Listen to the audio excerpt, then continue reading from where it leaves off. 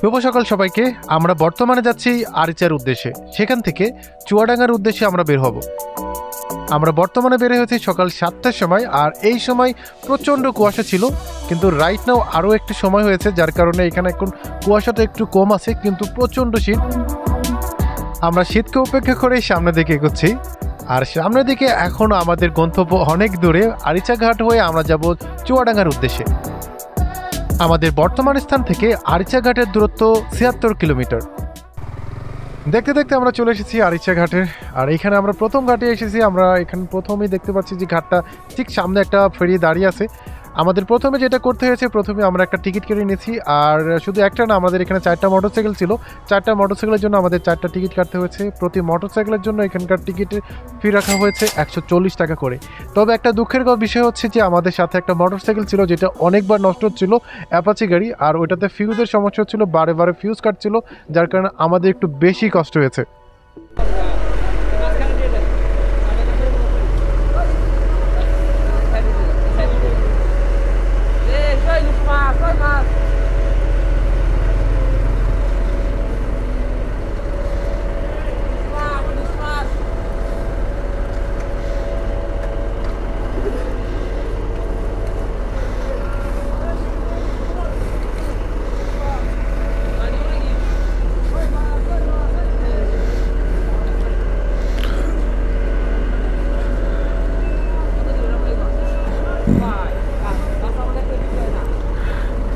মাছ কত করে? কত? 2500 টাকা। কি মানে কেজি নাকি? কি সবগুলা 2500 টাকা? কি মাছ এগুলা? না, মাছ একটু নরম মতন মনে হচ্ছে। বুঝতে পারছি।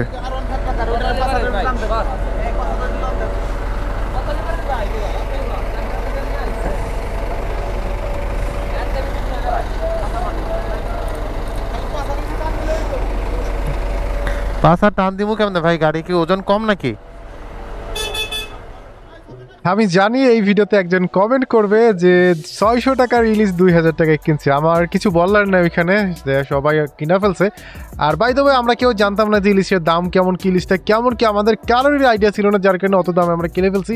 লাস্ট ভিডিওতে যদি কেউ দেখেন তাহলে বুঝতে পারবেন যে আমাদের কী অবস্থা হয়েছে ওইখানে ইলিশে। আর এইখানে ইলিশ নিয়ে যে আসতেছিল, বারবার আমাদেরকে ইলিশ দেখাইতেছিল যে ভাই ইলিশ কিনেন।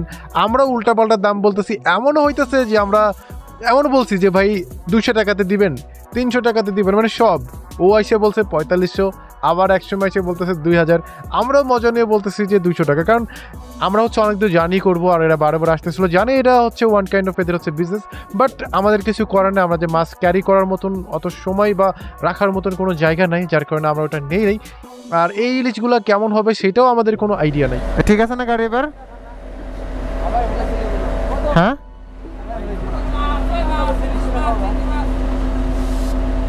আবার কাটছে নাকি?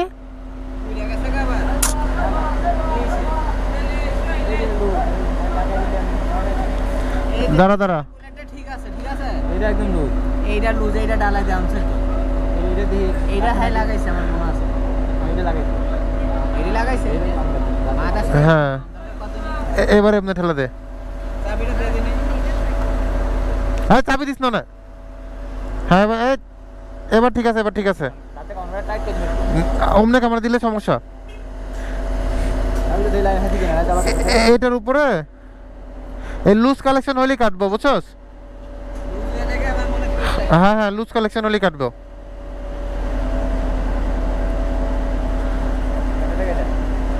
কাটতেছে গা? ফিউজ কটা আনছস? ফিউজ কটা আনছস? আমি কইলাম বেশি করে নিয়ে আয়।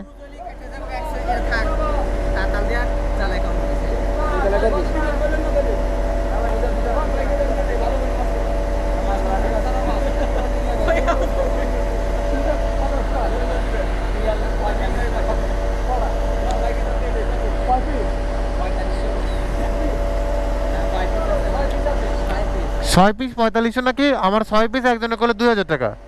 এ কেবল একজন, এই যে কই ছিল ওই ভাই, উল্টা পাল্টা দাম চাইতেছে এক একজন। ওই যে ওই ভাই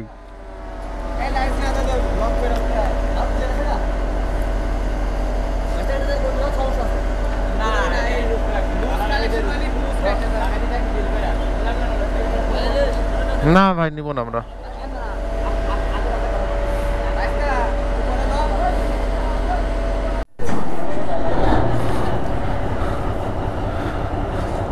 এ ভাইস্তা তোর এখান থেকে ফালাই দেই, তোরা কে তোর ফালাই দেই।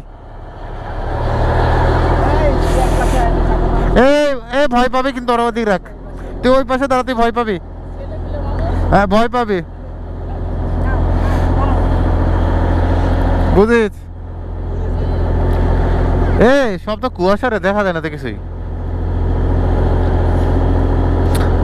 সাইডে দাঁড়া।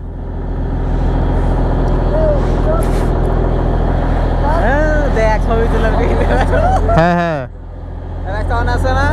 হেলমেট দেখিস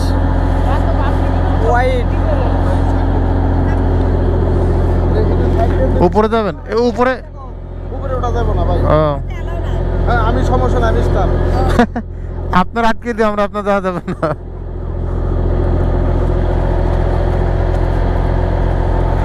গাড়ি দেখে রাখিস নিচে। হ্যাঁ বুঝিস কিন্তু, কয়ে দেবো কিন্তু ভাইজা, ভিডিও কিন্তু আছে, কয়ে দেবো গেলে। এরপর আমাদের ফেরি রওনা দেয় ঘাটের অপর প্রান্তের স্থানে, আর আমরা এখানে ডেস্টিনেশন আমাদের সিলেক্ট করে ফেলেছি ঘাট থেকে চুয়াডাঙ্গা পর্যন্ত, যেখানে আমাদের মোট দূরত্ব 146 কিলোমিটার। দিনকাল ভালো আছে তো? দিনকাল কি ভালো যাচ্ছে? হ্যাঁ এই জায়গায় মাছ ছাড়ে নাকি? আমার দাদা মাছ ছাড়তো এই জায়গায়। এরপর সবাই লঞ্চের ভিতরে ছবি তুলতে ব্যস্ত হয়ে যায়, আর আমরা এবারও ট্যুরে খুব বেশি ছবি তোলার সময় পাই নাই, শুধুমাত্র বাইকে ঘুরেই গেছি। 350 কিলোর ওপরে ঘুরছি শুধুমাত্র যাওয়ার সময়। এবারের ট্যুরে কিছু মজার কাহিনী আমার সাথে ঘটছে। মাঝখান পথে আমি ওদের লোকেশন হারিয়ে ফেলি, যার কারণে ঢাকাতে আমি প্রথম ছিলাম, আর প্রথম থাকা পর্যায়ে বাইক নিয়ে প্রথম ছিলাম বাইতে হয়ে। ওই সময় তাদের লোকেশন আমি হারিয়ে ফেলি, আর এমন হয়ে যায় যে আমি একই টোল গেটে 2-3 বার টোল দিই। আর দেখতে দেখতে আমরা কিন্তু ফেরিঘাটের শেষ প্রান্তে চলে আসছি। এখনই কিন্তু আমাদের ফেরিটা আমাদের ঘাটের সাথে কানেক্ট হবে, তারপরে আমরা ধীরে ধীরে সবাই এখান থেকে নেমে পড়ব। আচ্ছা আমি গেলাম কোথায়?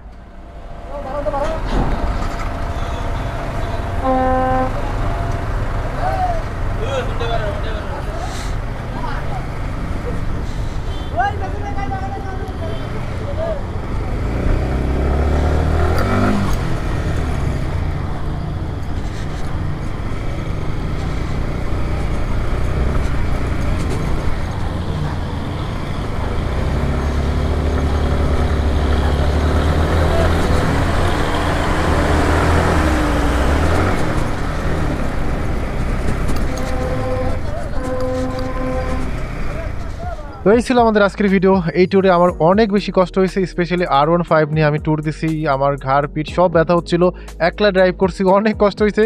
কিছু করার ছিল না, আমার প্রিয়জন খুব বেশি গাড়ি ড্রাইভ করতে পারে না, তাই ওকে দেই নেই, আমি ড্রাইভ করছি। আর আজকের ভিডিওটা যদি ভালো লাগে থাকে অবশ্যই লাইক করবেন, কমেন্ট করতে ভুলবেন না।